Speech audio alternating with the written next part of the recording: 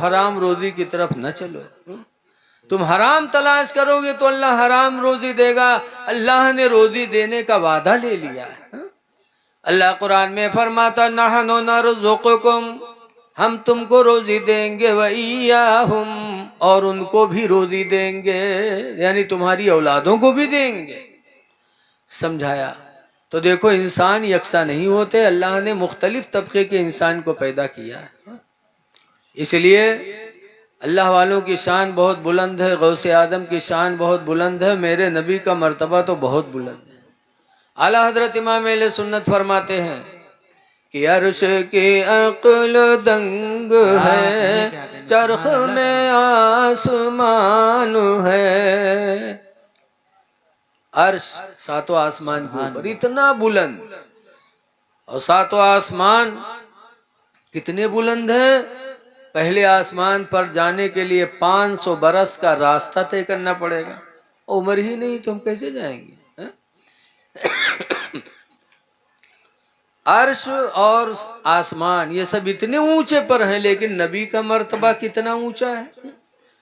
अर्श के अक्ल दंग है, चरख में आसमान है। अर्श की अक्ल दंग है, चरख में आसमान है।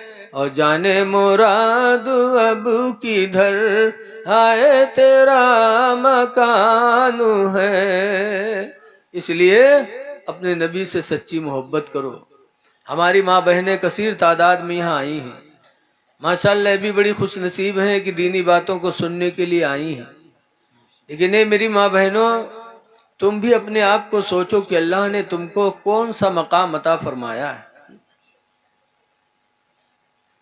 औरतों का मकाम भी बुलंद है। इसीलिए हजरत उमर कहा करते थे कि औरत का मर्द पर कई एहसान होता है। एक औरत का मर्द पे कई एहसान। पहला एहसान तो यह है कि उसकी वजह से मर्द का घर मिसले जन्नत बन जाता। दूसरा एहसान यह है कि बीवी की वजह से इंसान ज़िना से भी बच जाता। और तीसरा एहसान यह है कि बीवी शौहर की अमानत को अपने पेट में 9 महीना तक महफूज रखती है। और चौथा एहसान यह है कि उसके औलाद को 2 साल तक सीने का दूध मुफ्त में पिलाती है। और 5वां एहसान यह है कि औलाद की परवरिश करती है। औरतों का एहसान मर्दों पर ये रसूलुल्लाह के दूसरे खलीफा हजरत उमर फारूक आदम फरमाते थे।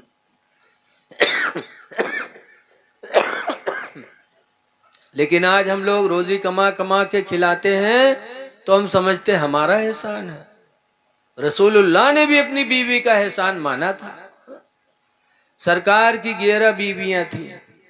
11 बीवियों में से बच्चे पैदा हुए सिर्फ एक बीवी, कौन? हजरत खदीजतुल कुबरा रदियल्लाहु अन्हा से बच्चे बच्चियां पैदा हुई, बाकी किसी बीवी से बच्चे नहीं हुए। और जब खदीजा का इंतकाल हो गया, हजरत आयशा मेरे पैगंबर के निकाह में आई तो आयशा के बिस्तर पे हुजूर लेटे थे। जब हुजूर करवट बदलते तो खदीजा को याद करते, कहते हाय मेरी खदीजा। इधर करवट बदलते तो कहते हाय मेरी खदीजा। तो हजरत आयशा चिढ़ गई, कहने लगी मैं जवान हो के आपके बिस्तर पे लेटी हूँ और आप बुढ़िया को याद करते रहते हो, खदीजा हाय खदीजा। तो सरकार कहते हैं आयशा मैं खदीजा को कभी नहीं भूला पाऊंगा, इसलिए कि खदीजा का एहसान है मेरे ऊपर कि खदीजा के पेट से अल्लाह ने मुझे औलाद अता फरमाई है। सुभान अल्लाह, सुभान अल्लाह। नबी ने एहसान माना अपनी बीवी का कि इसकी वजह से अल्लाह ने मुझे औलाद अता फरमाई है, इसलिए मैं अपने खदीजा के एहसान को कभी भूल नहीं सकता।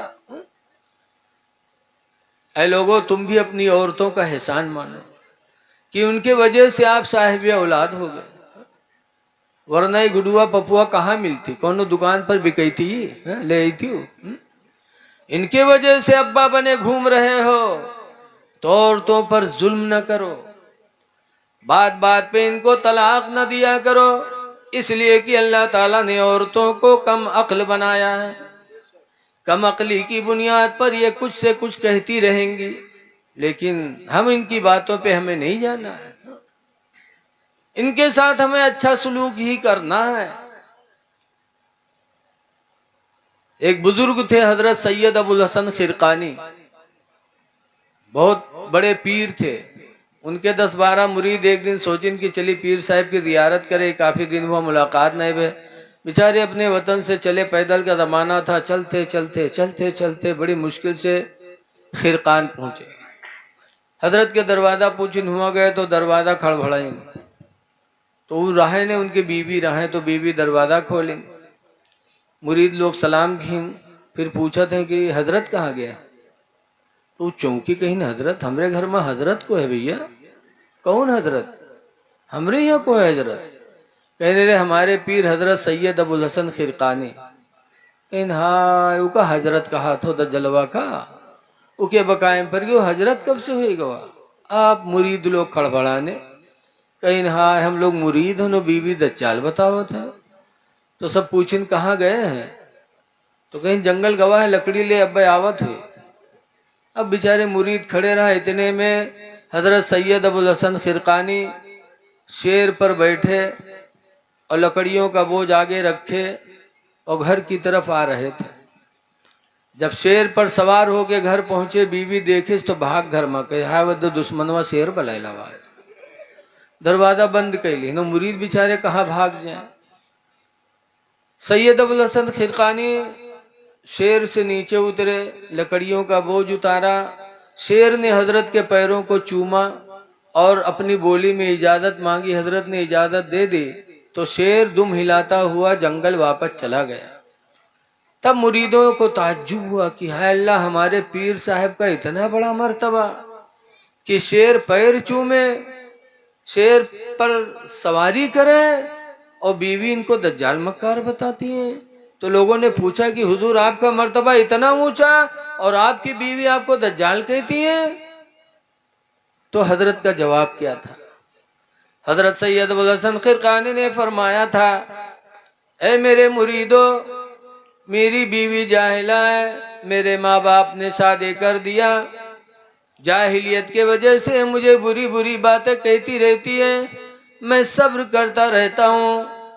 ये मकाम जो मुझे अल्लाह ने दिया, ये मर्तबा जो मुझे मिला है, उसी बीवी की बदतमीजी पर सब्र करने की वजह से आज तक न मैंने मारा न कभी तलाक दिया है।